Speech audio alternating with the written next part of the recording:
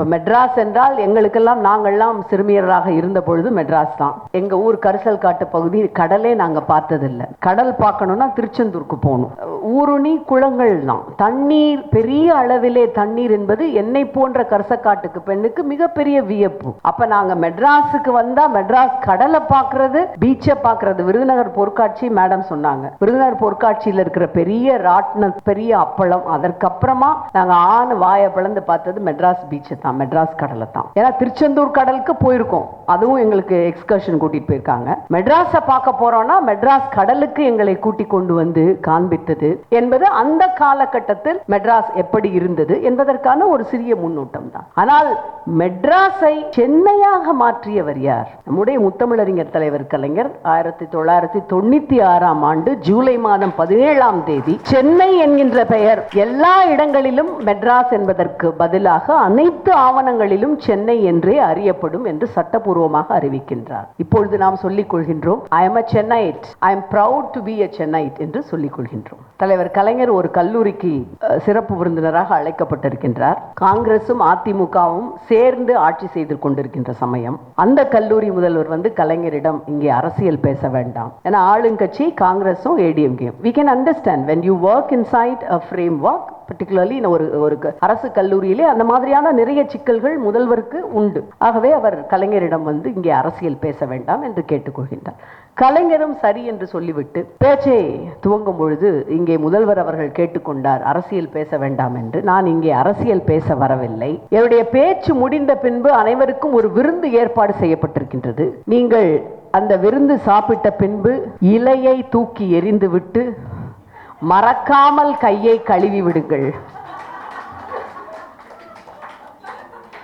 இலையை தூக்கி எறிந்துவிட்டு, இலை எந்த கட்சியினுடைய சின்னம் என்று உங்களுக்கு தெரியும், மறக்காமல் கையை கழுவி விடுங்கள். அது அரசியலே நான் பேசல, இதுதான் அவருடைய வழியில் அரசியல் பேசாமல் கலைஞரியல் பேசி என்னுடைய கருத்துக்களை உங்களோடு நான் பகிர்ந்து கொள்ளலாம் என்று நான் நினைக்கின்றேன். இந்த முத்தமிழறிஞர் சென்னைக்கு கலைஞர் வந்ததை பத்தி பலவேறு கதைகள் சொல்லுவாங்க. நிறைய பேர் இன்னும் வந்து அவர் ஓசியில வந்தாரு, திருட்டு ரயில் ஏறி வந்தாரு. இதெல்லாம் நீங்க தெரிஞ்சுக்கணும். முத்தமிழறிஞர் தலைவர் கலைஞர் சென்னைக்கு வருவதற்கு முன்பாகவே கோயம்புத்தூர், சேலம் போன்ற இடங்களிலே ஸ்டூடியோக்களில் அவர் கதைவசன கர்த்தாவாக பணியாற்றி வந்தார். அதாவது 50 ஆண்டு காலம் ஒரு மிகப்பெரிய ஜனநாயக நாடு என்று சொல்லப்படுகின்ற நம்முடைய இந்தியாவிலே, அதிலும் ஜனநாயக கட்சி என்று பெயர் பெற்றிருக்கின்ற உள்கட்சி ஜனநாயகம் இருக்கின்ற ஒரு கட்சியினுடைய தலைவராக 50 ஆண்டு காலம் இருந்தவர். ஒரு மாநிலத்தினுடைய முதல் அமைச்சராக 19 ஆண்டுகள், 5 முறை முதலமைச்சர், இத்தனை பொறுப்புகளையும் வகிக்கின்றவர் 2 லட்சியங்களை மட்டும் எடுத்துக்கொண்டு சென்னைக்கு வருகின்றார். ஒன்று, அண்ணாவினுடைய லட்சியப்படி தமிழ்நாட்டை மிக குறிப்பாக சென்னையை மாற்றியமைப்பது. இரண்டாவது, பெரியார் சொன்ன அந்த சமூக நீதி என்பதன் அடித்தளத்தில் சென்னைக்கான நவீன முகத்தை உருவாக்குவது. இதுதான் நீங்க தெரிஞ்சுக்க வேண்டிய இந்த நிகழ்வினுடைய டேக்லைன். திராவிடம் வளர்த்த சென்னை என்று ஏன் நாங்கள் பெருமையாக சொல்கிறோம் என்றால், இந்த சென்னை அனைவருக்குமானது. இந்த சென்னை மேல் கீழ் என்கின்ற வர்ண சாதி பிறப்பு பாகுபாடுகள் இல்லாமல் உழைக்கின்ற அத்தனை பேருக்கும் இந்த சென்னை உரியது. பேரறிஞர் அண்ணாவிடம் கேட்கிறாங்க, திராவிட முன்னேற்ற கழகம்னு ஏன் பேர் வைக்கிறீங்க? திராவிடர் முன்னேற்ற கழகம் தானே நீங்க வச்சிருக்கிறோம். திராவிடர்கள் குறித்து பேசுகிறீர்கள், திராவிடர்களுடைய நலனுக்காக துவங்குகிறீர்கள். அப்படியெனில் ஏன் திராவிட முன்னேற்ற கழகம் என்று நிலம் சார்ந்த நிலவழி பெயரை வைக்கிறீர்கள், இனவழி பெயரை வைக்காமல்? திராவிடர் முன்னேற்ற கழகம் என்கின்ற இனவழி பெயரை வைக்காமல் ஏன் நிலவழியிலான பெயரை வைக்கிறீர்கள்? அதற்கு பேரறிஞர் சொன்ன பதில் மிக முக்கியமான பதில், மாணவிகள் நீங்கள் தெரிந்து கொள்ள வேண்டிய பதில். எதற்காக சென்னையை இன்றைக்கு நாங்கள் திராவிடத்தால் வளர்ந்தோம், திராவிடம் வளர்த்த சென்னை என்று கொண்டாடுகிறோம் என்றால் அதற்கான ஆரம்ப பதில் பேரறிஞர் அண்ணா சொன்னது. அவர் சொல்கின்றார், திராவிடர் என்று சொன்னால் ஏதோ இந்த கட்சி அல்லது இந்த மண் திராவிடர்களுக்கு மட்டுமே சொந்தமான மண் என்ற ஒரு குறுகிய தோற்றத்தை, எண்ணத்தை உருவாக்கிவிடும். ஆனால் இந்த மண்ணின் மீது நம்பிக்கை கொண்டு இங்கு வந்து உண்மையோடு உழைக்கின்ற எல்லோருக்கும் உரிய மண். அவர்கள் அத்தனை பேருடைய உயர்வுக்கும் அவர்களுடைய மகிழ்ச்சிக்கும் பாடுபடுவதுதான் எங்களுடைய கட்சியினுடைய நோக்கம். இன்றைய காலகட்டத்தில் குறுகிய மனப்பான்மையை விடுத்து அனைவரையும் ஏற்று அனைவருக்காகவும் உரியதுதான் இந்த மண் என்பதால் தான் திராவிடர் முன்னேற்ற கழகம் என்று பெயர் வைக்காமல் திராவிட முன்னேற்ற கழகம் என்ற பெயரை வைத்தோம் என்கின்றார். அது அப்படியே அச்சொட்டாக பொருந்துவது நம்முடைய சென்னைக்கான ஒரு மிக முக்கியமான வளர்ச்சியிலும் தான். சென்னை வந்த திராவிட தலைவர்களிலே முதல்ல கார் வாங்கினது நம்முடைய முத்தமிழறிஞர் தலைவர் கலைஞர் தான். முதல்ல வீடு வாங்கினது முத்தமிழறிஞர் தலைவர் கலைஞர் தான். சொந்த வீடு வாங்குறப்ப அவர் சட்டமன்ற உறுப்பினர் கூட கிடையாது. சும்மா பொய்யா வந்து அந்த ரயில் ஏறி வந்தாங்க, காசு கொடுக்காம பஸ் ஏறி வந்தாங்க, இப்படி பல திரிபான ஒரு தகவல்கள் பரப்பப்படுகின்றன. இளைய தலைமுறையினர் இதனை நீங்கள் தெரிந்து கொள்ள வேண்டும். கையறு நிலை பாடல் ஒன்றை எழுதி குங்குமம் இதழின் வழியாக இலக்கிய பணியில் பாதம் பதித்து கவிதை, கட்டுரை, இலக்கியம், ஆய்வு கட்டுரைகள், சிறுகதை, ஆங்கில நூல்கள், நேர்காணல் தொகுப்பு என இலக்கிய துறையில் தடம் பதித்த பெருமைக்கு உரியவர். இயல், இசை, நாடகம் எனும் முத்தமிழில் இயல் தமிழில் மட்டுமின்றி நாடக தமிழிலும் தன் தனித்தன்மையை பதித்தவர்.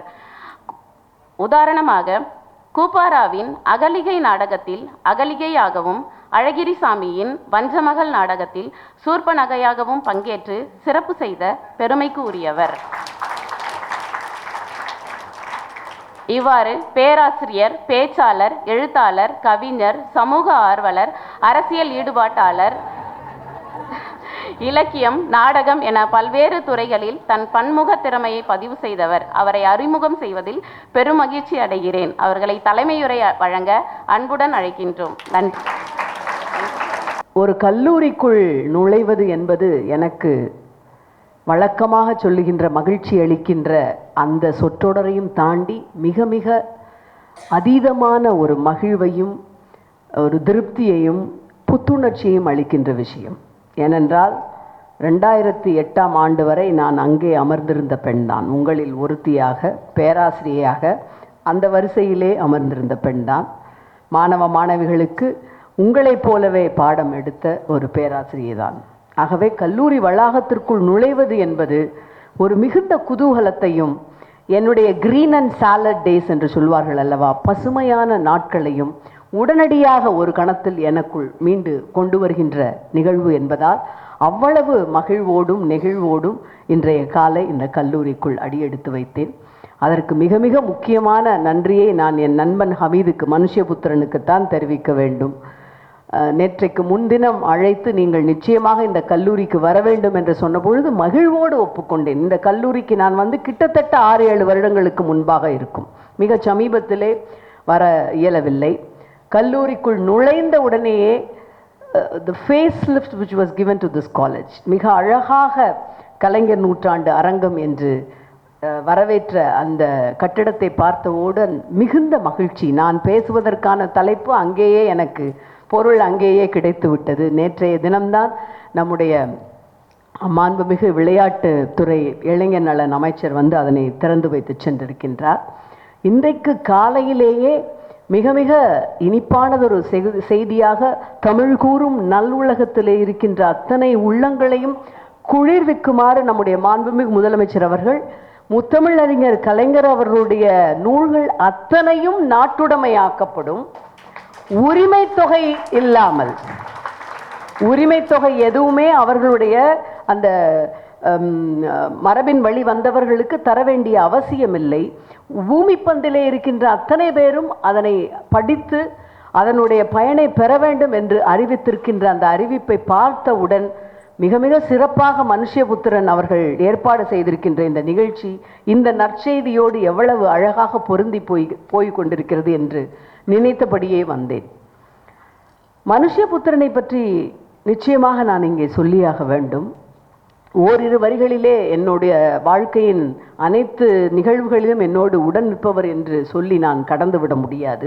கிட்டத்தட்ட 50 ஆண்டு காலமாக தமிழ் கவிதை துறையிலே திடமாக காத்திரமாக இயங்கி வருபவர். என்னுடைய படுக்கை அறையில் யாரோ ஒளிந்திருக்கிறார்கள் எனும் அவருடைய அந்த முதல் தொகுப்பிலே இருந்து அந்த காலகட்டத்து தலைமுறையினரிலிருந்து இன்றைக்கு இணைய தலைமுறை மிஸ் யூ என்றொரு கவிதை தொகுப்பு எழுதி அனைவரின் கனவு நாயகனாக இன்றைக்கு உருமாறி இருக்கின்றார். ஹமீத் கொஞ்சம் பொறாமையாக தான் இருக்கு. அதைவிட மிக மகிழ்வாக இங்கு வந்தவுடன் இந்த அருமையான தொகுப்பை காண்பித்தார். எனக்கும் ஊர் சென்னை தான். அதாவது சென்னை மாநகரம் குறித்து தமிழ் இலக்கியத்திலே மிக மிக முக்கியமாக பங்களித்திருக்கின்ற முன்னணி எழுத்தாளர்கள் இந்த சென்னை மாநகரத்தை குறித்து என்னவெல்லாம் பதிவு செய்திருக்கிறார்கள் என்று. ஹமீதினுடைய கவிதையை நான் எனக்கு பிடித்த அவருடைய கால்களின் ஆல்பம் என்ற தொகுப்பிலே இருந்து ஒரு கவிதை எடுத்து வந்தேன். ஹமீது மனுஷபுத்திரன் எத்தனையோ கவிதைகள் எழுதியிருந்தாலும் எனக்காக மிக பிடித்த கவிதை என்பது கால்களின் ஆல்பம் அப்படிங்கிற கவிதை. ஒரு 4 வரி சொல்கிறேன். ஆல்பம் தயாரிக்கிறேன், கால்களின் ஆல்பம், எப்பொழுதும் முகங்களுக்கு மட்டும்தான் ஆல்பம் இருக்க வேண்டுமா? இப்படி ஆரம்பித்து ரொம்ப நீளமாக போகிற ஒரு கவிதை. முடிகிறது பார்த்தீங்கன்னா, என் கால்கள் ஆல்பத்தில் எல்லா கால்களையும் பெட்டிக்கடியில் ஒளித்து வைத்து விடுவேன், அந்நியர் பார்த்து விடாமல் என் போலியோ கால்களை மட்டும். அதுக்கப்புறம் ரொம்ப முக்கியமாக இன்றைய தலைப்புக்கு தேவையான திராவிட மாடுன்னு ஒரு கவிதை எழுதியிருப்பார். மனுஷபுத்திரனுடைய பலமே சமகாலத்தில் ஒரு ஒரு ஒரு கவிஞன், ஒரு படைப்பாளன் தான் வாழுகின்ற காலத்தின் சாட்சியாகவும் பங்காளியாகவும் இருக்க வேண்டும். அவன் அப்படி இருந்ததற்கான சாட்சியங்கள் அவனுடைய படைப்பிலே துலங்க வேண்டும், புலப்பட வேண்டும்.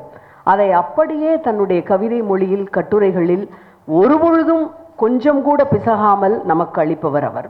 திராவிட மாடு தலைப்பே உங்களுக்கு என்ன திராவிட மாடுன்னா அது எப்படி ஒரு கவிதை எழுத முடியும்னு இருக்கும். எழுதியிருக்கிறார் பாருங்க. மாட்டுக்கு கொம்பு சீவு, வண்ணம் தடவு, நம் திராவிட மாட்டுக்கு மாட்டை கட்டிய கயிறை தறி, வரலாற்றின் பட்டிகளை திற. அதுதான் அங்கே ரொம்ப முக்கியமான விஷயம். இதுகாரும் எழுதிய வரலாறுகள் நம்முடைய உண்மையான வரலாறுகள் அல்ல. நமக்கான வரலாறுகளை நாம் எழுத வேண்டிய தருணம் இது. திராவிட மாட்டை அவிழ்த்து விடு என்று தொடங்கி, திராவிட மாடுகள் பொறுமை இழந்து மண்ணை கிளறுகின்றன, எங்கோ ஒரு திராவிட மாடு உக்கிரமாக கணக்கின்றது, நாம் ஒரு முடிவெடுத்தாக வேண்டும் என்று அதனை முடித்திருப்பார். சென்னையை கொண்டாடாத கவிஞர்களே இல்லை. இப்போ என்ன எடுத்துக்கிட்டிங்கன்னா, நான் ஒரு கரிசக்காட்டில் முழுவதும் வியர்வை, வெட்கை, புழுதி கனல்கின்ற கரிசக்காட்டு கிராமமான மல்லாங்கனரு என்கின்ற ஊரிலே இருந்து சென்னைக்கு வந்தவள். ஆனால் என்னை வாழ வைத்திருப்பது சென்னை தான். ராணிமேரி கல்லூரியிலே பேராசிரியராக, அதற்கு முன்பாக அண்ணா நகரிலே வள்ளியம்மை கல்லூரியிலே, அப்போல்லாம் டியூட்டர் நாங்கள் வந்தப்போ 90s, அசிஸ்டன்ட் ப்ரொஃபஸர்ஸ் கிடையாது. So I joined as a tutor in Valliammal college at Anna Nagar. மிக பெருமையோடு இதனை நான் பல இடங்களில் சொல்லியிருப்பதற்கான காரணம், என்னுடைய ஆசிரியர் பணிக்கு அடித்தளம் இட்டது சென்னை தான். ராணிமேரி கல்லூரியிலே அதற்கு அடுத்த பணி. இன்றைக்கு உங்கள் முன்பாக ஒரு மக்களவை உறுப்பினராக, தென் சென்னையினுடைய உறுப்பினராக அடுத்த கட்ட நகர்வையும் தந்திருப்பது சென்னை தான்.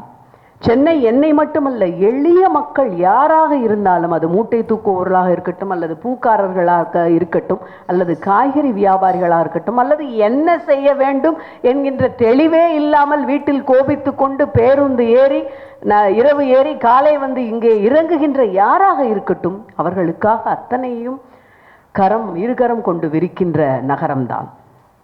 ஆனால் இந்த சென்னை, நவீன சென்னை என்பது, அனைத்து மக்களுக்குமான சென்னை என்பது, பிறப்புக்கும் எல்லா உயிருக்கும் என்று தன்னுடைய அத்தனை பதாகைகளிலும், தன்னுடைய கட்சியினுடைய கொள்கை உட்பட அத்தனையிலும் சமூக நீதியை முன்னிறுத்திய முத்தமிழர் அறிஞர் கலைஞர் அவர்கள் உருவாக்கிய சென்னை என்பது, அதற்கு வித்திட்ட நம்முடைய நீதி கட்சி தொடங்கி இன்று வரை திராவிட முன்னேற்ற கழகம் வரை தொடங்கிய பணிகள் நம்முடைய கைகளிலே அளித்திருக்கின்ற சென்னை என்பது முற்றிலுமாக நம்முடைய அன்பு, பிரியம், ஒவ்வொருவருக்கான சென்னைக்கான ஒரு தனிப்பட்ட முறையிலான உறவு, இவை அத்தனையும் உள்ளடக்கியதோடு மட்டுமல்ல, இரண்டு விஷயங்களில் சென்னையை மிகப்பெரிய மாநகரமாக மாற்றி காட்டிய அந்த மிக முக்கியமான அச்சிலேதான் சுழல்கின்றது. T.S. எலியட் என்கின்ற ஒரு கவிஞன் அருமையாக சொல்லியிருப்பான், மரபின் அச்சிலேதான் புதுமையின் சக்கரம் சுழல்கின்றது. மதராசப்பட்டணம் சென்னப்பட்டணமாக இருந்த சென்னையினுடைய அந்த மரபினுடைய அழகுகளை நாம் ஒருபொழுதும் மறக்க மாட்டோம். ரொம்ப அழகாக உங்களுடைய கல்லூரி முதல்வர் சொன்னார், அந்த கண்காட்சிகளை நீங்கள் சென்று பார்க்க வேண்டும். நம்முடைய சென்னை எப்படி வந்தது, நடந்து வந்த பாதை, கடந்து வந்த பாதை, வரலாற்று சுவடுகளை நீங்கள் அறிந்து கொள்ள வேண்டும் என்று சொன்னார். அதிலே மாற்று கருத்து கிடையாது. ஆனால் மரபு உங்களை அழைத்து சென்று ஒரு முட்டுச்சந்தில் நிறுத்தும் பொழுது அந்த முட்டுச்சந்திலே இருந்து உங்களை வெட்டிவிட்டு அடுத்த கட்ட பாய்ச்சலுக்கு உங்களை அழைத்து செல்வது நவீனம்தான். அந்த முட்டுச்சந்து எது என்பதை உங்களுக்கு தெரிவித்த இயக்கம் நீதி கட்சி, திராவிட முன்னேற்ற கழகம், திராவிட இயக்கம். அந்த முட்டுச்சந்திலே இருந்து பழமை கொண்டாடுகின்றோம். பழசு என்பது வேறு, பழமை என்பது வேறு. பழசை நீங்கள் தூக்கி போடலாம், ஆனால் பழமையை ஒருபொழுதும் நீங்கள் தூக்கி போட வேண்டிய அவசியம் இல்லை. ஆனால் அந்த அச்சிலே இருந்து புதுமைக்கான என்னென்ன ஊற்றுகளை நீங்கள் எடுக்கிறீர்கள் என்பதுதான் மிக மிக முக்கியம். அப்படித்தான் பார்க்கும் பொழுது இந்த சென்னையினுடைய முகம் என்பது இன்றைக்கு நம்முடைய திராவிட இயக்கத்தினுடைய பங்களிப்போடு எப்படி ஒரு நவீனத்துவ சென்னையாக மாறி இருக்கின்றது என்று உங்களோடு சில கருத்துக்களை பகிர விரும்புகின்றேன். நேற்றைய தினம் நம்முடைய இளைஞர் நலன்துறை அமைச்சர் உங்களை எல்லாம் நீங்கள் திராவிட மாடல் அரசின் புதுமை பெண்கள் என்று மிக மகிழ்வோடு அழைத்து சென்றிருக்கின்றார். நீங்கள் அழகானவர்கள், நீங்கள் மிக மிக கல்வியிலே வல்லவர்கள், அறிவானவர்கள் என்பதையெல்லாம் ஒட்டுமொத்தமாக உள்ளடக்கி திராவிட மாடல் அரசின் புதுமை பெண்கள் எனும் பொழுது அது எவ்வளவு மிக மிக முக்கியமான ஒரு விழி. அப்படியெனில் உங்களுடைய அரசியல் பார்வை எப்படி இருக்க வேண்டும்? புதுமை பெண்கள் என்றால் நமக்கான வரலாறு எது என்பதை மிகச் சரியாக தெரிந்திருக்க வேண்டும். அந்த வரலாறு மிக மிக குறிப்பாக நாம் இன்றைக்கு வாழ்கின்ற இந்த வாழ்நிலையோடு ஒத்து போகின்றதா? நாம் முன்வைக்கின்ற ஒவ்வொரு அடியையும் எட்டு வைக்கின்ற நம்முடைய அன்றாட பொழுதுகளில் அந்த வரலாறு என்பது, மரபு என்பது நமக்கு தடைக்கல்லாக இருக்கின்றதா? அப்படி தடைக்கல்லாக இருக்கும் பொழுது ஒரு நவீனமயமான பார்வை அரசியல் எப்படி நம்மை முன்னோக்கி செலுத்துகிறது? இவை அத்தனையும் புரிந்த ஒன்றுதான். சென்னை தமிழ்நாடு, சென்னை மாகாணமாக இருந்ததே தமிழ்நாடு என்று பெயர் மாற்றம் செய்தவர் பேரறிஞர் அண்ணா. மெட்ராஸ், இப்போ மெட்ராஸ் என்றால் எங்களுக்கெல்லாம், நாங்கள்லாம் சிறுமியராக இருந்த பொழுது மெட்ராஸ் தான். எங்கள் ஊர் கரிசல் காட்டு பகுதி, கடலே நாங்கள் பார்த்ததில்லை. கடல் பார்க்கணுன்னா திருச்செந்தூருக்கு போகணும். ஊருணி குளங்கள் தான். தண்ணீர், பெரிய அளவிலே தண்ணீர் என்பது என்னை போன்ற கரிசக்காட்டுக்கு பெண்ணுக்கு மிகப்பெரிய வியப்பு. அப்போ நாங்கள் மெட்ராஸுக்கு வந்தால் மெட்ராஸ் கடலை பார்க்குறது, பீச்சை பார்க்குறது. விருதுநகர் பொற்காட்சி மேடம் சொன்னாங்க, விருதுநகர் பொற்காட்சியில் இருக்கிற பெரிய ராட்ன, பெரிய அப்பளம், அதற்கப்புறமா நாங்கள் வாயை பிளந்து பார்த்தது மெட்ராஸ் பீச்சை தான், மெட்ராஸ் கடலை தான். ஏன்னா திருச்செந்தூர் கடலுக்கு போயிருக்கோம், அதுவும் எங்களுக்கு எக்ஸ்கர்ஷன் கூட்டிகிட்டு போயிருக்காங்க. மெட்ராஸை பார்க்க போகிறோன்னா மெட்ராஸ் கடலுக்கு எங்களை கூட்டி கொண்டு வந்து காண்பித்தது என்பது அந்த காலகட்டத்தில் மெட்ராஸ் எப்படி இருந்தது என்பதற்கான ஒரு சிறிய முன்னோட்டம் தான். ஆனால் மெட்ராஸை சென்னையாக மாற்றியவர் யார்? நம்முடைய முத்தமிழறிஞர் தலைவர் கலைஞர் 1996ஆம் ஆண்டு ஜூலை மாதம் 17ஆம் தேதி சென்னை என்கின்ற பெயர் எல்லா இடங்களிலும் மெட்ராஸ் என்பதற்கு பதிலாக அனைத்து ஆவணங்களிலும் சென்னை என்றே அறியப்படும் என்று சட்டபூர்வமாக அறிவிக்கின்றார். இப்பொழுது நாம் சொல்லிக் கொள்கின்றோம், I am a Chennaiite, I am proud to be a Chennaiite என்று சொல்லிக் கொள்கின்றோம். இந்த அடிப்படையிலே இருந்துதான் நீங்கள் திராவிட இயக்கத்திற்கான ஒரு பணி என்பது சென்னையிலே எப்படி தொடங்குகின்றது, அதிலும் குறிப்பாக இந்த கல்லூரியிலே பயில்கின்ற நீங்கள், பாரதியின் மகாகவி பாரதியாருடைய பெயரை தாங்கிய கல்லூரியிலே பயில்கின்ற புதுமை பெண்கள். பாரதியார் ஒரு நாள் திடீரென்று சமையல் செய்யலாம் என்று முடிவெடுக்கின்றார். பாரதியும் பாரதிதாசனும் சேர்ந்து சமையல் செய்ய முற்படுகின்றார்கள். பாரதியாருக்கு அடுப்பை கூட பற்ற வைக்க முடியவில்லை.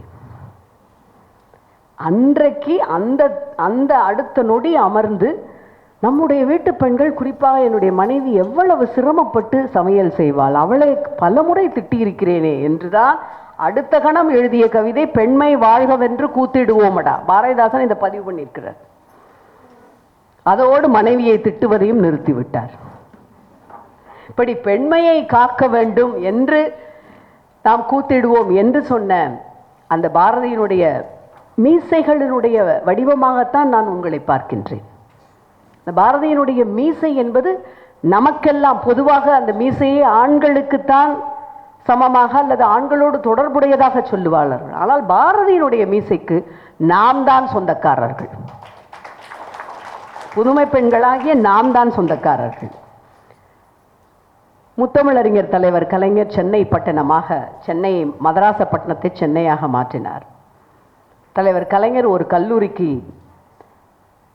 சிறப்பு விருந்தினராக அழைக்கப்பட்டிருக்கின்றார்.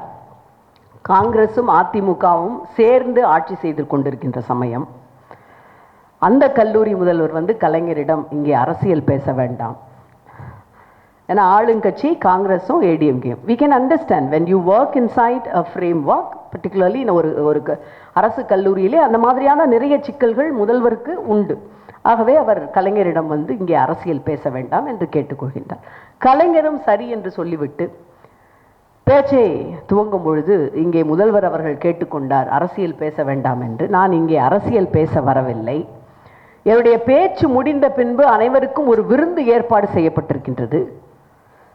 நீங்கள் அந்த விருந்து சாப்பிட்ட பின்பு இலையை தூக்கி எறிந்துவிட்டு மறக்காமல் கையை கழுவி விடுங்கள். இலையை தூக்கி எறிந்துவிட்டு, இலை எந்த கட்சியினுடைய சின்னம் என்று உங்களுக்கு தெரியும், மறக்காமல் கையை கழுவி விடுங்கள். அது அரசியலே நான் பேசல, இதுதான் அவருடைய வழியில் அரசியல் பேசாமல் கலைஞரியல் பேசி என்னுடைய கருத்துக்களை உங்களோடு நான் பகிர்ந்து கொள்ளலாம் என்று நான் நினைக்கின்றேன். புரட்சி வீரன் கியூபாவை நீங்கள் அறிவீர்கள். கியூபாவினுடைய ஃபிடல் காஸ்ட்ரோவை நீங்கள் அறிவீர்கள். கியூபாவை தன்னுடைய மிகப்பெரிய எதிரியான அமெரிக்காவினுடைய அந்த வாயிற்படியிலேயே 50 ஆண்டுகளுக்கு மேலாக செந்நிற கொடியை பறக்க விட்ட பெருமைக்கு சொந்தக்காரர். முழுவதுமாக அமெரிக்க ஏகாதிபத்தியத்தை எதிர்த்து நின்றவர் 50 ஆண்டு காலம். கியூபாவை மக்களிடமே கொடுத்த பெருமைக்குரிய அரசியல்வாதி. அப்படித்தான் இந்த சென்னை மக்களுக்கே நவீனமயமாக திருப்பி தந்தவர் நம்முடைய முத்தமிழறிஞர் தலைவர் கலைஞர் என்று நான் சொல்லுவேன். அதற்கான அடித்தளத்தை மனுஷபுத்திரன் அழகாக சொன்னது போல வித்திட்டது நீதி கட்சி தான். மாணவிகளே, உங்களுக்கு தெரிந்திருக்க வேண்டும், நீதி கட்சி ஆட்சிக்கு வருவதற்கு முன்பாக மருத்துவக் கல்லூரியில் நீங்கள் சேர வேண்டும் என்றால் உங்களுக்கு சமஸ்கிருதம் தெரிந்திருக்க வேண்டும். சமஸ்கிருதம் தெரிந்திருந்தால் தான் நீங்கள் மருத்துவக் கல்லூரியிலேயே சேர முடியும் என்ற நிலை இருந்தது. அதை மாற்றியது நீதி கட்சி தான். நம்முடைய சென்னை பல்கலைக்கழகத்திலே தமிழ் மொழிக்கு என்று தனி பாடத்திட்டம் கிடையாது. நீதி கட்சி ஆட்சிக்கு வந்த பின்புதான் உருவாக்கப்பட்டது. பச்சையப்பன் கல்லூரியிலே நம்முடைய தாழ்த்தப்பட்ட நம்முடைய சகோதர சகோதரிகளே நீதி கட்சி ஆட்சிக்கு வருவதற்கு முன்பாக சேர்க்க முடியாது. நீதி கட்சி வந்த பின்புதான் தாழ்த்தப்பட்ட வகுப்பை சார்ந்த நம்முடைய அன்பு சகோதர சகோதரிகளை சேர்க்க முடியும் என்ற நிலை வந்தது. சொன்னார் நம்முடைய தியாகராய நகர், பனகல் பார்க் நீதி கட்சியினுடைய மூத்த முன்னோடிகள் என்றால் தியாகராயர், பனகல் அரசர், சவுந்தர பாண்டியனார், நடேசனார். நடேசன் பார்க் உங்களுக்கு தெரியும், தியாகராயர் பூங்கா உங்களுக்கு நகரே தெரியும். நடேசன் பார்க்கு, பனகல் அரசர், சவுந்தர பாண்டியனார் என்னுடைய விருதுநகர் அருகிலே இருக்கின்ற, நான் படித்த பள்ளி அருகிலே இருக்கின்ற விருதுப்பட்டியிலே இருந்து வந்தவர். அப்பெல்லாம் ராஜபாளையத்தில் அந்த பக்கத்தில் இருக்கிற பேருந்துகளில் பேருந்து டிக்கெட்களில் என்ன எழுதியிருப்பாங்க தெரியுமா? இங்கு இந்த பேருந்தில் கால்நடைகளும் தாழ்த்தப்பட்ட வகுப்பை சார்ந்தவர்களும் ஏற்றப்பட மாட்டாது. நினைத்து பாருங்கள், 50 வருஷத்துக்கு முன்னால அப்படி அச்சடிச்சு பேருந்து டிக்கெட்டுகள் விற்கப்பட்டு வந்தன. சவுந்தரபாண்டியனார் வந்து அந்த நீதி கட்சி ஆட்சியில இருந்த பொழுதுதான் முற்றிலுமாக யாராவது அப்படி அச்சடித்த பேருந்துகளை இயக்கினார், அந்த பேருந்துகளினுடைய உரிமம் ரத்து செய்யப்படும் என்று கொண்டு வந்தார். நம்முடைய தியாகராயர் முதலாக மதிய உணவு திட்டத்தை அறிமுகப்படுத்தியவர் தியாகராயர் தான், பிட்டி தியாகராயர் தான். நூன் மீல் ஸ்கீமை கொண்டு வந்தவர் பிட்டி தியாகராயர். பிட்டி என்பது அவருடைய நெசவு தொழிற்சாலையை குறிக்கின்ற சொல். மகாத்மா காந்தியடிகள் அவருடைய நெசவு தொழிற்சாலைக்கு வருகை தந்து இங்கே எப்படி நெசவு நெய்யப்படுகிறது என்று தன்னுடைய ஆசிரமத்திலே இருக்கின்றவர்களெல்லாம் அழைத்து வந்து தெரிந்து காட்டி வியந்து சென்றிருக்கிறது குறிப்புகள் இருக்கின்றது. பிட்டி என்கின்ற அவருடைய அந்த சொல்லை தாங்கி லண்டன் நகருக்கு ஏற்றுமதி செய்யப்படுகின்ற பொருட்கள் அவருடைய அந்த பிட்டி என்ற சொற்களுக்காகவே, அந்த அடைமொழிக்காகவே உடனடியாக விற்பனைக்கு எடுத்துக்கொள்ளப்படும். மிகப்பெரிய செல்வந்தர். ஆனால் அத்தனையையும் சமூக மாற்றத்திற்காக வாரி வழங்கிய பெருந்தகைக்கு சொந்தக்காரர். முதலமைச்சராகின்ற வாய்ப்பு வந்த பொழுதும் அதனை மறுத்து சமூக சேவையே எனக்கு போதும் என்று இருந்தவர். ஆங்கிலேயரோடு ஒரு விருந்துண்ண செல்ல வேண்டிய நிலை வந்த பொழுது, ஆங்கிலேயருடைய விருந்து என்பதால் ஆங்கிலேய ரீதியினால் உடையணிந்து வர வேண்டும் என்ற பொழுது முடியாது, என்னுடைய பாரம்பரிய உரைப்படி நான் வெள்ளை வேட்டி அணிந்துதான் வருவேன், ஆகவேதான் அவரை நாம் வெள்ளுடை வேந்தர் என்று நாம் அழைக்கின்றோம். ஒரு வரலாறு, எழுதப்பட்ட வரலாறுக்கு எதிராக நீங்கள் எங்களுடைய வரலாறு இது என்று வைப்பதைத்தான் ஆங்கில பேராசிரியர்கள் அத்தனை பேரும் இருக்கிறீர்கள், தமிழ் துறையை சார்ந்தவர்கள் இருக்கின்றீர்கள். Writing against the empire. என்னுடைய கரிசல் காட்டு மொழியிலே நான் எழுதுவது அதுதான். இதுதான் இலக்கியம் என்று சொல்லப்படுகின்ற கெனனிக்கல் லிட்ரேச்சருக்கு எதிராக என் மண்ணினுடைய வரலாறு, என்னுடைய படைப்புகள் அத்தனையும் உங்களுடைய மதிப்பீடுகளால் அளவிடப்படுபவை அல்ல. எனக்கு என்று 3200க்கு முன்னதான வரலாறு இருக்கின்றது, பண்பாடு இருக்கின்றது, பாரம்பரியம் இருக்கின்றது. அதனை நான் என்னுடைய சமகால சிக்கலோடு எப்படி வெளிப்படுத்துகிறேன் என்பதுதான் வரலாற்றை மிகச் சரியாக நாம் அணுகுவதற்கான ஒரு விஷயமாக இருக்கும். அந்த நீதி கட்சியிலே போடப்பட்ட விதையைத்தான் தன்னுடைய எழுச்சியாக எடுத்துக்கொண்டு முத்தமிழறிஞர் சென்னைக்கு வருகின்றார். இந்த முத்தமிழறிஞர் சென்னைக்கு கலைஞர் வந்ததை பற்றி பலவேறு கதைகள் சொல்லுவாங்க. நிறைய பேர் இன்னும் அவர் ஓசியில் வந்தார், திருட்டு ரயில் ஏறி வந்தார். இதெல்லாம் நீங்கள் தெரிஞ்சுக்கணும். முத்தமிழறிஞர் தலைவர் கலைஞர் சென்னைக்கு வருவதற்கு முன்பாகவே கோயம்புத்தூர், சேலம் போன்ற இடங்களிலே ஸ்டூடியோக்களில் அவர் கதைவசனகர்த்தாவாக பணியாற்றி வந்தார். அதாவது 50 ஆண்டு காலம் ஒரு மிகப்பெரிய ஜனநாயக நாடு என்று சொல்லப்படுகின்ற நம்முடைய இந்தியாவிலே, அதிலும் ஜனநாயக கட்சி என்று பெயர் பெற்றிருக்கின்ற, உள்கட்சி ஜனநாயகம் இருக்கின்ற ஒரு கட்சியினுடைய தலைவராக 50 ஆண்டு காலம் இருந்தவர். ஒரு மாநிலத்தினுடைய முதல் அமைச்சராக 19 ஆண்டுகள், 5 முறை முதலமைச்சர், இத்தனை பொறுப்புகளையும் வகிக்கின்றவர் 2 லட்சியங்களை மட்டும் எடுத்துக்கொண்டு சென்னைக்கு வருகின்றார். ஒன்று, அண்ணாவினுடைய லட்சியப்படி தமிழ்நாட்டை, மிக குறிப்பாக சென்னையை மாற்றியமைப்பது.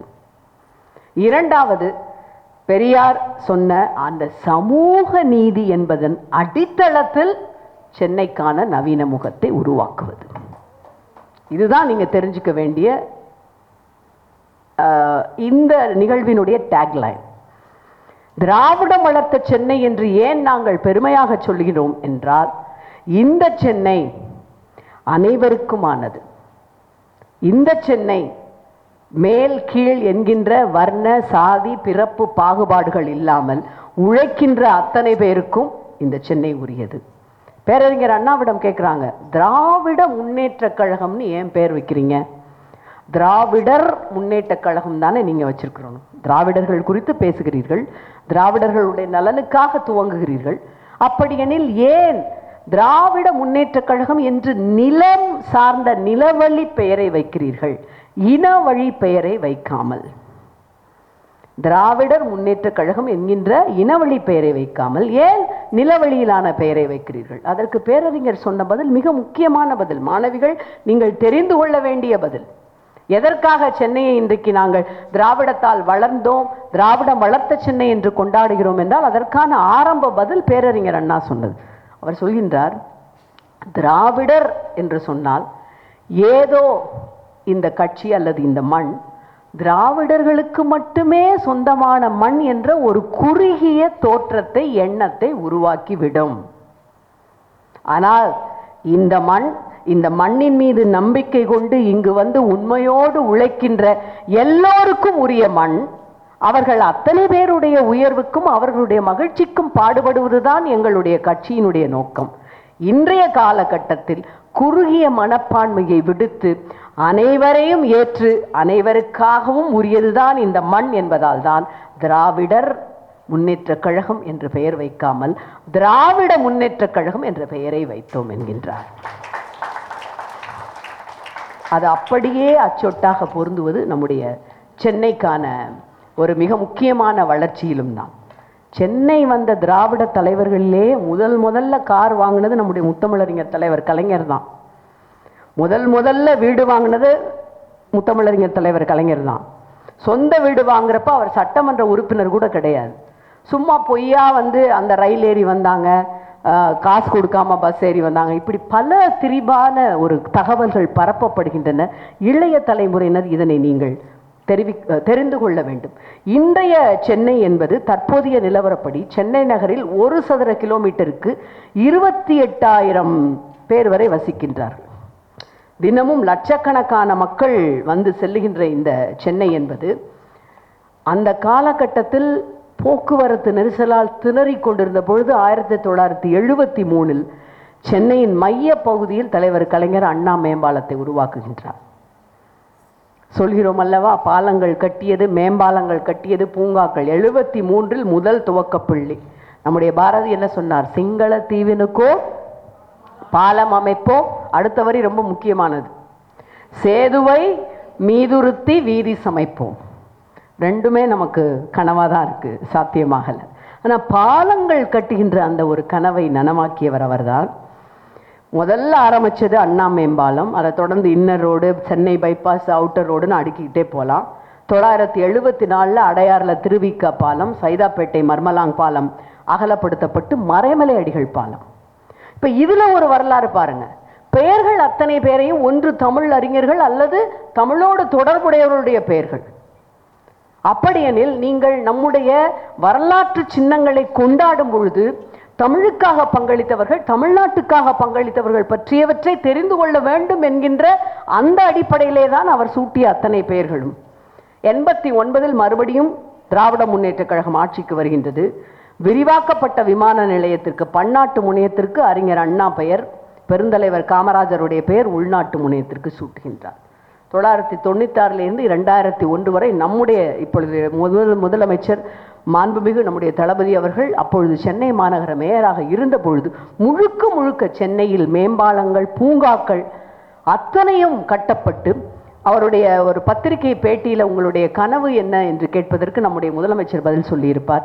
போக்குவரத்து நெரிசல் இல்லாத கிராமங்களைப் போல போக்குவரத்து நெரிசல் இல்லாத சென்னையை உருவாக்குவதும், சென்னையை போல அனைத்து வசதிகளையும் உடைய கிராமங்களை உருவாக்குவதும் தான் என்னுடைய கனவு என்று சொல்லியிருப்பார். அதில் மிக பெரும்பான்மையை அந்த மேயராக இருந்த காலகட்டத்தில் அடையார் காந்தி மண்டபம், ஆழ்வார்பேட்டை மியூசிக் அகாடமி, இதெல்லாம் நான் வாசிக்கிற இத்தனை பெயர்களையும் நீங்கள் கடந்து போயிருப்பீங்க. ஆனால் அதற்கான முதல் செங்கல் நீதி கட்சி, அதுக்கு அடுத்தடுத்த செங்கல்களை வைத்தவர்கள் நம்முடைய முத்தமிழறிஞர் தலைவர் கலைஞர், நம்முடைய மாண்புமிகு முதலமைச்சர்.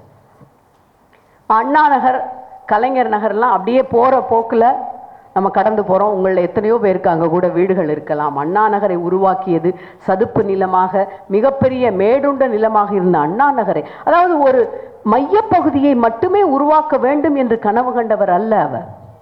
இன்றைக்கு ஏன் நாம் கலைஞரை சென்னை மாநகரத்தின் சிற்பி என்று நினைக்கின்றோம்? கூவத்தை சீர்திருத்த வேண்டும் என்பது அவருடைய மிகப்பெரிய கனவாக இருந்தது. தேம்ஸ் நதியை போல கூவத்திலே படகுகள் அந்த காலகட்டத்திலே சென்றதை போல செல்ல வேண்டும் என்று கூவத்தை சுத்தப்படுத்துகின்ற முயற்சி அவர் எடுத்த பொழுது விநாயகம் என்று நான் நினைக்கின்றேன் ஒரு எதிர்க்கட்சி சட்டமன்ற உறுப்பினர் எழுந்து, இப்பொழுது நாங்கள் கூவத்தில் முதலைகள் அதிகமாக இருப்பதால் கூவத்தினுடைய அழுக்குகளை எல்லாம் அவை சுத்தப்படுத்தி விடுகின்றன என்று கேள்விப்பட்டோம். இன்னமும் கூடுதலாக முதலைகளை நீங்கள் கூவத்திலே விடலாமே என்று கேட்கின்றார். அதற்கு தலைவர் கலைஞர் சொல்கின்றார், ஏற்கனவே நாங்கள் 1 கோடி முதலை அதிலே போட்டிருக்கின்றோம் என்று. முதல் போடுறதுன்னா தெரியும்ல உங்களுக்கு, பிரின்சிபல் முதல் ஒரு அமௌண்ட்டை போடுறது.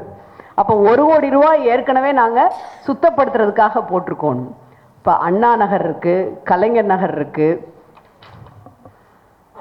அது அண்ணா நகர் 68 அண்ணா முதலமைச்சராக இருந்த பொழுது, இவர் பொதுப்பணித்துறை அமைச்சராக இருந்த பொழுது கொண்டு வரார். இங்கே மட்டும் இல்லை, நீங்கள் காவிரி பூப்பட்டினத்தை எடுத்து பார்த்துட்டிங்கன்னா தமிழ் இலக்கியம் சிலப்பதிகாரம் கொண்டாடுகின்ற காவிரி பூப்பட்டினத்திற்கு என்று ஒரு மிகப்பெரிய ஒரு எழுச்சியான ஒரு கட்டிடக்கலையை கொடுத்து அதனை உலகிற்கு அறிவித்தவர் அவர்தான். நம்முடைய மெட்ரோ ரயில், அந்த மெட்ரோ ரயில் திட்டங்களை முதலாக கொண்டு வந்து இன்றைக்கு சென்னைக்கு அடுத்த கட்ட புலிப்பாய்ச்சலாக செல்வதற்கு காரணமானதும் நம்முடைய கலைஞர் தான். இப்போ இலக்கிய பூங்காக்கள், மாணவிகளுக்கு நான் சொல்ல விரும்புவது என்னவென்றால், ஒரு நகரம் அல்லது ஒரு கல்லூரியினுடைய உள்கட்டமைப்பு மேம்படுத்தப்படும் பொழுது அது வெறும் கட்டிடம் மட்டுமல்ல. இங்கே நீங்கள் கலைஞர் நூற்றாண்டு கட்டிடத்தில் அமரும் பொழுது உங்களுக்கு ஏற்படுகின்ற தன்னம்பிக்கை, ஏனென்றால் யூ டிசர்வ் த பெஸ்ட், உங்களுக்கு எல்லா உரிமையும் இருக்கிறது. நல்ல தரமான கட்டடத்தில் அமர்ந்து தரமான இருக்கைகளில் அமர்ந்து படிப்பது உங்கள் உரிமை. அந்த உரிமையை ஒரு அரசு வழங்குகின்ற பொழுது அது சமூக நீதி அங்கே நிலைநாட்டப்படுகின்றது. அரசு கலைக்கல்லூரிகளை எல்லாம் உருவாக்கியது முத்தமிழறிஞர் தலைவர் கலைஞர். அப்படிப்பட்ட ஒரு கலைக்கல்லூரி இடிக்கப்பட வேண்டும் என்று நான் பணிபுரிந்த ராணிமேரி கல்லூரிக்கு ஒரு இக்கட்டான நிலை வந்த பொழுது அந்த கல்லூரியை காத்து தந்தவர் இன்றைக்கு இருக்கின்ற நம்முடைய முதலமைச்சர். அந்த கல்லூரியிலே இன்ஹவுஸ் ஸ்ட்ரைக் நடந்த பொழுது நான் அதிலே இருந்தேன். 4 நாட்கள் மாணவிகள் பேராசிரியர்கள் அத்தனை பேரும் எங்களோடு இணைந்து ஒரே கூட்டாக போராடிய அந்த போராட்டத்தில் எங்களுக்காக, அப்பொழுது நான் பேராசிரியர் என்பதால் எங்களுக்காக என்று சொல்லினேன், அங்கே வந்து கை கொடுத்து கலைக்கல்லூரிகள் அத்தனை உருவாக்கிய கலைஞர் உருவாக்கிய இந்த கல்லூரி கட்டமைப்பு என்பது சிதைந்து போகவிடக்கூடாது. அப்பொழுது அது வெறும் கல்லூரி கட்டிடத்தை மட்டும் இடிப்பது அல்ல. To dismantle Queen Mary's college and to attach all the department, அதாவது ஹிஸ்டரி டிபார்ட்மெண்ட்டை காயிதே மில்லத்தில், ஜுவாலஜி டிபார்ட்மெண்ட்டை இன்னொரு கல்லூரியில், மேத்ஸ் டிபார்ட்மெண்ட்டை இன்னொரு கல்லூரியில். அப்போ அப்படி ஒரு இன்ஸ்டிடியூஷனே இல்லாமல் போயிடும். வெறும் கட்டிடத்தை இடிப்பது மட்டுமல்ல, அதற்கான ஒரு மிகப்பெரிய முட்டுக்கட்டையாக அதை தடுத்து நிறுத்தியவர் நம்முடைய முதலமைச்சர் அவர்கள். பூங்காக்கள், தொல்காப்பிய பூங்கா, நம்முடைய செம்மொழி பூங்கா, இந்த பூங்காக்கள் மெரினாவில் முதலாக வந்து காதலர்களுக்கு என்று ஒரு பூங்காவை கொண்டு வந்தது தலைவர் கலைஞர் தான். வெறும் கட்டுமான வசதி என்பது போக்குவரத்து இடைஞ்சலை நிவர்த்திக்க மட்டுமல்ல, ஒரு தனி மனிதன், சென்னையினுடைய தனி மனிதனுக்கான ஒரு சுவாசம் மிக்க ஒரு விசாலமான பரப்பாக அந்த கடற்கரை இருக்கின்றது. அப்போ அதில் ஒரு காதலர் பூங்காவை கொண்டு வர்றாப்புல. அப்போ ஒரு எதிர்க்கட்சி உறுப்பினர் கேள்வி கேட்கிறார், இந்த காதலர்களுக்கு என்று நீங்கள் உருவாக்கி, அவர் பேர் தான் விநாயகம், உருவாக்கி இந்த காதலர் பூங்காவில் மற்றவர்கள் நுழையாமல் காதலர்கள் மட்டும் சுதந்திரமாக இருக்கும் நிலையை அரசு ஏற்படுத்துமா? அதான் ஒரு விநாயகம் எதிர்க்கட்சி எம்எல்ஏவோட கேள்வி. நம்ம என்னென்ன பதில் சொல்லியிருப்போம்னு யோசிச்சு பார்த்துக்கலாம். தலைவர் கலைஞர் அப்படி சொல்றார் பதில். இந்த விஷயத்தில் சட்டமன்ற உறுப்பினர் விநாயகத்திற்கு எந்த இடைஞ்சலும் இல்லாமல் இந்த அரசு பார்த்துக்கொள்ளும்.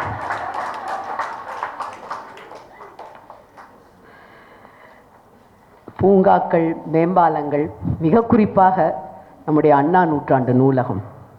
இன்றைக்கு இந்த நூலக இயக்கத்தை நண்பர் மனுஷ்யபுத்திரன், இது வந்து மிகப்பெரிய அதிகாரமிக்க பதவியோ அல்லது மிகப்பெரிய ஒரு நிதி உதவியோடு நடத்துகின்ற ஒரு விஷயமோ இல்லை. ஆனால் இந்த பொறுப்பிலே இருந்து கொண்டு அவர் என்ன விஷயங்களை செய்கின்றார்? 2 முக்கியமான விஷயங்களை செய்கின்றார். வாசிப்பு பழக்கம், சென்னை வாசிக்கின்றது என்கின்ற அந்த தலைப்பிலே கல்லூரிகள் தோறும் சென்று மாணவிகளை வாசிக்க ஊக்கப்படுத்துகின்ற அந்த மிகப்பெரிய பணியை நூலகத்தின் மூலமாக அவர் முன்னெடுத்திருக்கிறார். அதாவது நீங்கள் ஒரு ஆசிரியர் ஒரு மாணவனை தேர்ந்தெடுத்துக் கொள்ளலாம், இட் இஸ் பாசிபிள், அது உங்கள் கையிலே இருக்கின்றது. ஆனால் ஒரு புத்தகம் வாசகனை ஒருபொழுதும் அதுவாக தேர்ந்தெடுக்காது. நீங்கள் தான் அந்த புத்தகத்தை தேடி செல்ல வேண்டும். அதுதான் நூலகத்திற்கான ஒரு சிறப்பான ஒரு பண்பு. அப்படி நீங்கள் அதனை தேடி செல்வதற்கு முன்பாக நான் உங்களிடையே வந்து உங்களை வாசிப்பதற்குரிய ஒரு உந்து சக்தியாக அழைத்து செல்கின்றேன். அது அவர் எடுத்திருக்கின்ற மிக முக்கியமான விஷயம். இன்னொன்று, இந்த தேவநேய பாவாணர் அரங்கம் என்பதை நம்ம பல பேர் பார்த்திருப்போம். அதிலே மிக குறைந்த அளவு கட்டணத்தில் நீங்கள் இலக்கிய கூட்டங்கள் நடத்தலாம். ஒரு 50 ரூபாயில் 100 கார்டுகள் அச்சடித்து கிட்டத்தட்ட 500 ரூபாய்க்குள்ள ஒரு இலக்கிய நிகழ்வே நீங்க முடிச்சிடலாம். அந்த தேவநேய பாவாணர் கட்டணத்தை நம்முடைய மாண்புமிகு முதலமைச்சர் அவர்கள் புதுப்பித்த பின்பாக தொடர்ச்சியாக தமிழ் இலக்கியத்தினுடைய அத்தனை முன்னணி படைப்பாளிகளையும் இளைய தலைமுறைக்கு அறிமுகப்படுத்தி அந்த இளைய தலைமுறைக்கும் அவர்களுக்கும் மிகப்பெரிய பாலமாக இருக்கின்ற விஷயத்தை மனுஷ்யபுத்திரன் தொடர்ச்சியாக செய்து வருகின்றார். உலக புத்தக தினம் அத்தனை பேரும் ஏதோ கேலண்டர்ல பார்த்திருப்போம். ஷேக்ஸ்பியருடைய பிறந்த தினம்னா ஆங்கில துறையை சார்ந்தவர்கள் அறிந்திருப்பார்கள். ஆனால் அதனை குக்கிராமத்தில், தமிழ்நாட்டில் இருக்கின்ற ஒரு குக்கிராமத்தில் இருக்கின்ற நூலகமும் கொண்டாட வேண்டும் என்கின்ற வகையிலே அவர் முன்னெடுத்திருக்கின்ற இந்த 2 விஷயங்களுக்கும் மிகப்பெரிய பாராட்டுதல்களை நான் என்னுடைய நண்பர் மனுஷ்யபுத்திரனுக்கு நான் தெரிவிக்க விரும்புகின்றேன். ஏனென்றால் திராவிட இயக்கம் தனக்கு தந்திருக்கின்ற இந்த அழுத்தமான சமூக பார்வையோடு இந்த தலைமுறையை அரசியல் கண்ணோட்டத்தோடு, டு பி பொலிட்டிக்கலி அவேர், அதுதான் ரொம்ப முக்கியம். பொலிட்டிக்கலி அவேர் என்பது ரொம்ப ரொம்ப முக்கியம். Nothing is personal. அதிலும் பெண்களை பொறுத்த வரைக்கும் நமக்கு எதுவுமே பர்சனல் கிடையாது. Everything is political. யாருமே அந்த பக்கம் பார்க்கல அப்படின்னு நம்ம வீட்டு குப்பையை கொண்டு போய் நைஸாக பக்கத்து வீட்டில் போட்டு வர்றப்பயே அரசியல் அங்கே ஆரம்பிச்சிருது. எனக்கும் அரசியலுக்கும் சம்பந்தம் கிடையாது, நான் அரசியல்லேருந்து தள்ளி நிற்க விரும்புகிறேன். Nobody can say that, specially us. நமக்கு எல்லாமே பொலிட்டிக்கல் தான். இன்றைக்கு பெண்களுக்கு எதிராக நடக்கின்ற வன்முறைகளை நீங்கள் அறிவீர்கள். அப்படி என்றால் ஒவ்வொன்றிற்கும் குரல் கொடுக்க வேண்டும் என்றால் உங்களுக்கான வரலாறு எது? இந்த சென்னையை அதனுடைய பழமையை கொண்டாடுகின்ற அதே விஷயத்தில் வள்ளுவர் கோட்டம் செய்திருக்கின்றார். வான் புகழ் கொண்ட வள்ளுவனை தந்த வான் புகழ் கொண்ட தமிழ்நாடுன்னு நம்ம பாரதியார் தான் சொல்லியிருக்கிறார். அந்த வள்ளுவர் கோட்டத்தினுடைய திறப்பு விழாவிற்கு முத்தமிழறிஞர் அழைக்கப்படவில்லை. ஆனால் இன்றைக்கும் என்றைக்கும் அவருடைய புகழை பாடியபடி அந்த வள்ளுவர் கோட்டம் நிற்கின்றது. சிலப்பதிகாரத்தை, வள்ளுவரை, அப்படி நம்முடைய தமிழ்நாட்டினுடைய சங்க இலக்கியத்தை எல்லாவற்றையும் பெருமையோடு கொண்டாடுகின்ற அதே வேளையில் நமக்கான பாய்ச்சல் என்பது நவீனத்துவ காலகட்டத்தில் மிக முக்கியமானது என்று அவர் அடுத்து உருவாக்கியது தான் டைடல் பார்க்.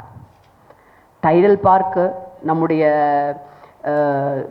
கலைஞர் கண்ட கணினி புரட்சி அப்படின்னு 1997ஆம் ஆண்டு இந்தியாவிலேயே முதலாக தகவல் தொழில்நுட்ப கொள்கை வெளியிட்ட ஒரே அரசு நம்முடைய கலைஞருடைய அரசு தான். இந்த தகவல் தொழில்நுட்ப வீச்சு என்பது இன்றைக்கு நீங்கள் சோழிங்கநல்லூர் பக்கம் வந்தீங்கன்னா அவ்வளவு மிகப்பெரிய வளர்ச்சியை கொடுத்திருக்கிறது. தகவல் தொழில்நுட்பம் உங்களை உலகின் அடுத்த எந்தெந்த மூலைகளிலே இருக்கின்றவர்களுக்கும் உடனடியாக கொண்டு சென்று சேர்க்கின்ற வல்லமை வாய்ந்தது. இதையெல்லாம் விட சென்னையிலே அவர் செய்த மிகப்பெரிய முக்கியமான சாதனை என்பது குடிசை மாற்று வாரிய குடியிருப்புகளை உருவாக்கியது. அதுதான் தந்தை பெரியாருடைய சமூக நீதி கனவு. சமத்துவபுரங்களையும் குடிசை மாற்று வாரியங்களையும் உருவாக்கியது. ஏன்? அதாவது நீங்கள் கவிஞர் காசிநாதன் ரொம்ப அழகாக சொல்லியிருப்பார், நீங்கள் மாடியிலே இருந்து துப்பினால் அது குடிசையிலே விழும், குடிசையிலே இருந்து துப்பினால் மாடியே விழும் என்று அழகாக எழுதியிருப்பார். அப்ப குடிசையில் ஏன் வசிக்க வேண்டும்? அனைவரும் இந்த மண்ணின் மக்கள். நாம் ஒரு இனத்தில் பிறந்தோம் என்பதற்காக அல்லது நாம் பொருளாதாரத்தில் பின்தங்கி இருக்கின்றோம் என்பதற்காக சிலர் மட்டும் நல்ல வசதியான வாழ்க்கை வாழும் பொழுது நாம் ஏன் குடிசையிலே வசிக்க வேண்டும் என்று நம்முடைய மக்களுடைய வாழ்வாதாரத்தை மேம்படுத்த வேண்டும் என்று கலைஞர் கொண்டு வந்துதான் குடிசை மாற்று வாரிய திட்டம். சென்னையினுடைய மிகப்பெரிய வீச்சாக அதனை நீங்கள் சொல்லலாம். அப்போ கணினி புரட்சி, அந்த குடிசை மாற்று வாரிய திட்டம், கூவத்தை நவீனமயமாக்குவது, இவை எல்லாவற்றையும் நான் இங்கே உங்களிடம் தொட்டு காட்டினேன். மிக முக்கியமாக ஒன்றை நான் உங்களிடம் பகிர்ந்து கொள்ள விரும்புகின்றேன், நிறைவான ஒன்றாக. இங்கே இருக்கின்ற நம்முடைய அத்தனை பேருக்கும் கையிலே இருக்கின்ற மிகப்பெரிய ஆயுதம் என்ன? எக்ஸாக்ட்லி, கல்வி. கல்விதான் நம்முடைய செல்வமும் செல்வாக்கும். கல்விதான் மிகப்பெரிய செல்வமும் செல்வாக்கும். மேடம் சொன்ன மாதிரி மல்லாங்கனர்ல ஒரு மண்மெழுகிய தரையில் ரெட்டச்சடை போட்டு ஒன்னாப்பையும் மூணாப்பையும் படிச்சேன்னா ஏறி வந்த படிக்கட்டுகள் இங்கே வந்து உங்கள் முன்னால் நிற்கிறேன்னா அந்த ஒவ்வொரு படிக்கட்டும் BA literature, MA literature, MPhil literature, PhD literature என்று கல்வி எனக்கு கொடுத்தது. அந்த கல்விக்கான அடிப்படையை தந்தது திராவிட இயக்கம், பேரறிஞர் அண்ணா, முத்தமிழறிஞர் தலைவர் கலைஞர், தந்தை பெரியார். பாரதியாருடைய பெயரை தாங்கிய கல்லூரி என்று சொன்னேன். பாரதியில் துவங்கினேன், பாரதியிடமே முடிக்கின்றேன். பாரதியாருடைய இயற்பெயர் என்ன? கனக சுப்பையா, உங்களுக்கு எல்லாம் தெரியும். அவருடைய நண்பர் வந்து நாராயண ஐயங்கார்னு ஒருத்தர் ஒரு செய்தியை பதிவு பண்ணியிருக்கார். பாரதியார் சுதேசமித்திரன் பத்திரிகையில் வேலை பார்த்தார், உங்களுக்கு தெரியும். சுதேசமித்திரன் பத்திரிகையில் அவர் இருந்தப்போ அவரை சந்திப்பதற்காக நாராயண ஐயங்கார் வர்றார். வந்துட்டு அவர் சொல்கிறார், அந்த காலத்தில் சுப்பையா லிங்கிச்செட்டி தெருவில் வசித்து வந்தார். அப்போ அவருக்கு ஒரு பெண் குழந்தை இருந்தது. அந்த பெண் குழந்தைக்கு பேர் தங்கம். நான் ஊர்லேருந்து யாரையும் பார்க்க எனக்கு சென்னையில் அறிமுகம் இல்லாததுனால நேராக சுப்பையாவை பார்க்க வர்றேன். மித்திரன் ஆஃபீஸில் போய் அந்த மேனேஜர்கிட்ட கேட்குறேன், சுப்பையாவை பார்க்குறோம், நான் அவருடைய நண்பர் வந்திருக்கேன்னு. அந்த மேனேஜர் சொல்கிறார், சுப்பையா நீங்கள் யாருமே ஒருத்தரும் இல்லைன்னு. இவருக்கு ஆச்சரியமாக இருக்குது, இங்கே தானே வேலை பார்க்குறதா சொன்னாப்புல அப்படின்னு. அந்த இடமும் ரொம்ப குறுகியது, இருந்தாலும் வேற வழி இல்லாமல் வெளியே வர்றப்பயாவது அவரை பார்த்துடலாமான்னு கிட்டத்தட்ட 2 மணி நேரம் அங்கே காத்திருக்கிறார். இப்போ பாரதியார் வெளியே வர்றார். வெளியே வந்த உடனே நாராயண ஐயங்காரை பார்த்து அவர், என்ன இவ்வளோ நேரம் நின்றுட்டுருக்குறீங்க, உள்ளே வராமான்னு. இல்லை, நான் அப்போவே வந்துட்டேன், இங்கே யாரும் சுப்பையான்னு இல்லைன்னு சொல்லிட்டாங்க. அப்போ பாரதியாருக்கு மிகப்பெரிய கோபம். மேனேஜர்கிட்ட போய், என்னுடைய நண்பர் வந்திருக்கிறார், நீங்கள் எப்படி அவரை 2 மணி நேரம் வெளியே நிற்க வைக்கலாம்? அப்போ அவர் சொல்லியிருக்கிறாரு, அவர் வந்து இங்கே சுப்பையான்னு யாராவது இருக்காங்களான்னு கேட்டார். சுப்பையான்னு இங்கே யாரும் இல்லை, அதனால தான் நான் அவரை போக சொன்னேன் அப்படின்னு. பாரதியார் ஒன்றும் பதில் சொல்லாமல் இவரோட வந்துட்டார். வெளியே வந்தோடனே இவர் கேட்குறாரு, என்ன ஏன் இந்த குழப்பம் என்று. அதுக்கு பாரதியார் சொல்றார், நான் காசியிலே தான் சுப்பையா, சென்னையிலே பாரதியார், சென்னை தான் எனக்கு பாரதியார் என்கின்ற பெயரை தந்தது என்று. பாரதியாருக்கு அந்த அடையாளத்தை தந்ததும் நம்முடைய சென்னை மாநகரம்தான்.